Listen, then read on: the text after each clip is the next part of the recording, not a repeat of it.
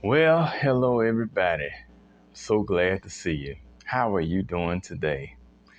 I certainly hope each and every one of you out there are doing quite well. And I'm doing quite well myself. I tell you, we are progressing further and further along in the month of December. The 12th month of the year. Can you believe that? I mean, this year is almost over. Oh my goodness. We only have, about 2 weeks left in this year? About 2 weeks and some change. And that's not a whole lot. We're getting ready to say Merry Christmas here in the next few days. And then after that, we'll be saying Happy New Year. But folks been getting ready for Christmas ever since the 4th of July. So it's ridiculous. It is absolutely ridiculous. Nevertheless, we're so glad to be here. And I want to say thank you very much for tuning in to another episode of TJ's Topics. I want to welcome you to it. And so glad to have you. I really am. And I tell you what, I want to share this little topic with you for a few moments. It's one that I think all of us can relate to, and many of us have dealt with at one time or another. Because as eh, you know, the further along we go in life, the more we find ourselves having to, you know, make some changes in who we deal with and the things we do, the places we go, what have you. But it requires us to make some readjustments because we know that in life, nothing stays the same forever. And so I would like to share with you for a few minutes this little topic. As bad as we hate to, sometimes we have to. That is my topic for today. As bad as we hate to, sometimes we have to. And what are some things that we might hate to do, but yet we have to do? I mean, it's a bunch of things, you know? Like, for example, when we're children, we hate to brush our teeth, but but we have to if we don't want to develop cavities, or too many cavities. And when I was a little boy, I for some reason I hated to get my hair washed, but but I had to because I didn't want to walk around here with a bunch of dandruff in my head and affecting my scalp. There are a lot of things that people hate to do in life. Some people hate to get up out of bed in the morning, going to work to a job that they don't particularly care for. And yet they have to because they know that's the only way that they're going to be able to pay their bills and make ends meet, do the things that they need to do and take care of their business. And some people, particularly those who are married, and if they find themselves in an unhappy marriage, an abusive marriage or relationship, they don't get along too well with their spouse, well, they might hate to go home to them, but they end up having to because it's their home. That's where they live. But some people, just don't care to be around folk like that, and I can't blame them.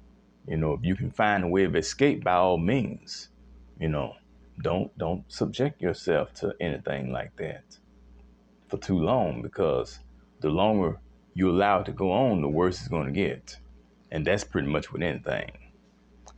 So, for the next minute or two, I would like to go over just a handful of things that we might hate to do, but sometimes we have to, because in the end, we'll see where it was the right choice.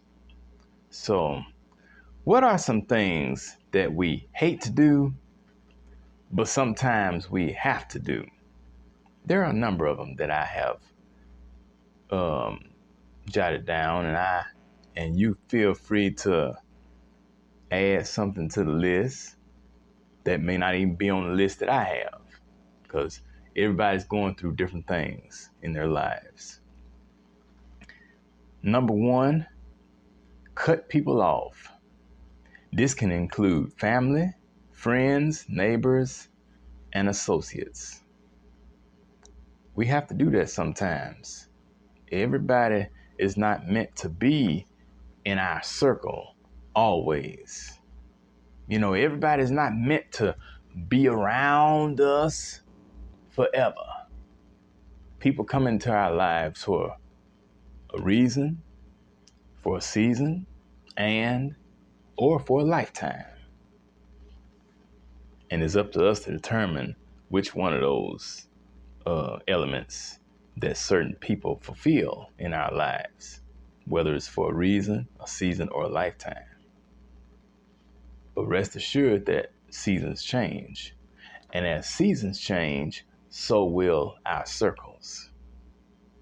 Number two, end relationships, including romantic ones. Sometimes folks get involved with somebody. They may have a significant other or whatever, or it just might be a fling, what we call an affair. And though they may be having a good time together for a moment, depending on how the situation is, it may not be meant to last forever. Especially if it's the type of fling that, all it's based on is sex, nothing else. You just hook up and, booty call or whatever, meet that need and then move on. But you don't see a future with them. You don't see yourself ever bringing them around your family, your friends, or anyone. Going out in the daytime, Like, I never get the time I was involved with or tried to be involved with somebody. And she never wanted to hang out with me in the daytime, but she always wanted to hang out at night. Well, I wasn't very comfortable with that because, for one thing, I'm not a late night person anyway. I don't run the streets at night. I've tried to do that. I used to try to do that when I was younger, but that just wasn't me. And so I knew that wasn't going to go anywhere. Number three, spend less time around negative people. I have found myself doing a whole lot of that over the last few years, spending less time around negative people because they tend to drag you down. You try to share your hopes and dreams with those individuals, the goals that you would like to reach in life and, the vision that you have for yourself. And you share those things with naysayers and you don't get a real good response. They, for some reason, they just don't see where you would ever achieve anything like that, or because they haven't done anything with their lives, they feel like you probably won't either, because y'all are pretty much cut from the same cloth, come from the same background, grew up under the same circumstances, born into the same situation. But there's always an exception. Somebody has to make it at some point. And if they don't make it, well, that doesn't mean that you won't make it. It all starts up here in your mind. Number 4, walk away from places where we no longer fit. And that can be anywhere. It can be a job. It can be a certain club or organization, fraternity, sorority, and especially a church. Now, I can stay right there for the next 15 minutes about walking away from church. Because I'm telling you, there's a season to be in certain places. There's a season to do certain things. There's a season to be involved with certain people. So, and when that season has ran its course, there is no need to try to stretch it out any further. So you have to learn how to walk away. You know, some people have a problem with leaving certain people behind and certain places behind and certain duties behind. But there comes a time when we have to. You know, we hate to do it, but at some point we have to. Number 5, stop being readily available for everyone. Being readily available all the time for help. You know, somebody calls you and they want to know where you at. What you doing? Can you come help me do this? Can you help me do that?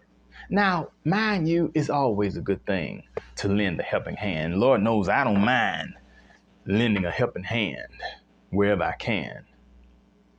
But sometimes people take your kindness for weakness. They like to use you for their own purposes and get what they can out of you. And then once they're done with you, well, they just throw you away like a piece of paper or, you know, some leftovers in the refrigerator that may have gotten too old to eat. Man, they're not thinking about you then, because you have fulfilled the purpose for which they called you. And once you've done that, then you can go head on about your business, because they don't need you now until the next time when they call you. Then they want you to come running again. Don't always be available for people. Nope. Number 6, quit loaning money to people because they seldom pay it back. Man, I tell you, I've loaned a lot of money out to people over the years, and I'm sure you have too. A lot of money. Not necessarily big amounts, though there was one individual to whom I loaned some money to, and though the amounts may have been somewhat small at the beginning, over time I noticed that they started to increase. You know, they started to get bigger and bigger. Well, when it was all said and done, I had loaned this person $400 or more, maybe at least $400. Do you think I ever got any of it back? No, I did not. Never paid me back. And this has been nearly a decade ago. So, and we were working together at one time. Worked together for 2 years. Trying to be a good person, you know, trying to be a good Samaritan by helping her out. But in the end, I didn't profit from it. Never got my money back. And so, to make a long story short, I just forgave the debt and just said forget it. Because I knew she wasn't going to pay me back. I already knew that.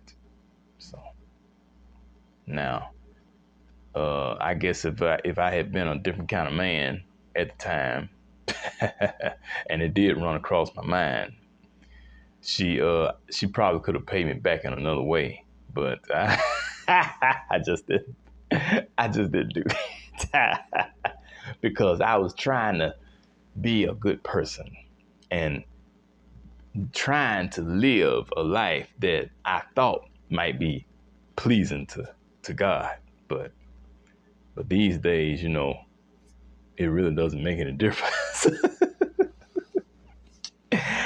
And finally, number 7, don't invite everyone to your house. Your home is your safe haven. And because of that, not everyone needs to gain access to it or to you. I tell people all the time, you don't need everybody up in your house, because you got a lot of people out here who are up to no good.